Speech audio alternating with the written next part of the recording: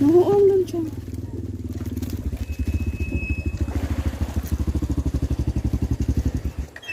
Ngayon pa nahuna ko.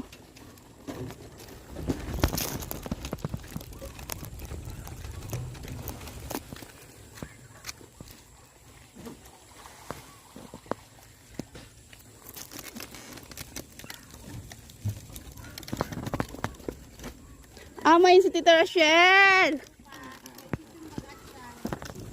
Kaya amay.